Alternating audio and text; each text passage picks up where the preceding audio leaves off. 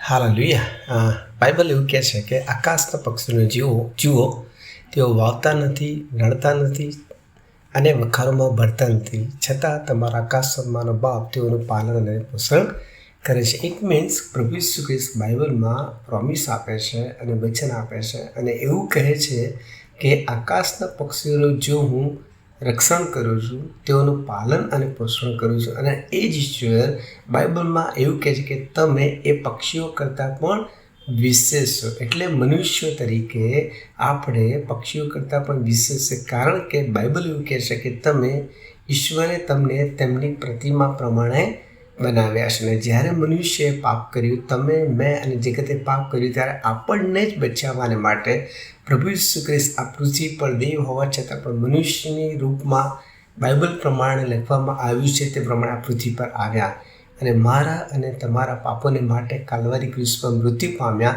કે જેથી કરીને તમારા, મારા અને સમગ્ર મનુષ્ય જાતના પાપ પોતાના ઉપર લઈ લે અને પ્રભુ ઈસુ ખ્રિસ્ત મનુષ્યને પાપોમાંથી છોડાવે, શ્રાપોમાંથી છોડાવે અને તેઓને જીવન આપે. માટે જ બાઇબલમાં લખ્યું છે કે તેઓને જીવન મળે અને તે પુષ્કળ મળે માટે હું આવ્યો છું. અને એ જ પ્રભુ ઈસુ ખ્રિસ્ત બાઇબલમાં એવું વચન આપે છે કે હું તમારું પૂરું કરીશ.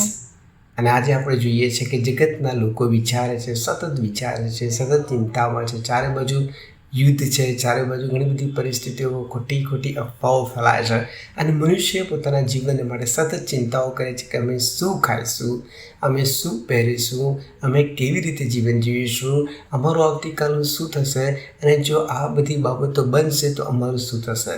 ત્યારે બાઇબલ બહુ જ સ્પષ્ટ પણ એમ કહે છે કે જો હું આકાશના પક્ષીઓનું પાલન અને પોષણ કરું છું, તેમનું રક્ષણ કરું છું, તેમને ઓળખું છું, તો હું તો તેઓના કરતાં તમે તો મારા માટે વધુ મૂલ્યવાન છો. કારણ કે પ્રભુ ઈસુ ખ્રિસ્તે ક્રુસ ઉપર મારા અને તમારા પાપોને માટે પોતાનો પ્રાણ આપી દીધો.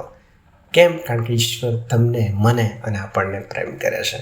તો જો આજે તમે ચિંતામાં છો, જો આજે તમે મૂંઝવણમાં છો, આજે તમે આવતીકાલ, ભવિષ્યની ઘણી બધી બાબતોને લઈ દુઃખમાં છો, ચિંતામાં છો, મુશ્કેલીઓમાં છો, ભવિષ્યની ચિંતાઓમાં છે, ત્યારે પ્રભુ ઈસુ ખ્રિસ્ત એવું કહે છે કે હું સઘળું જાણું છું અને હું તારું રક્ષણ કરીશ અને હું તને પૂરું પાડીશ. ઈશ્વર આપણને ઓળખે છે. હવે પ્રશ્ન એ છે કે શું આપણે પ્રભુને ઓળખીએ છીએ?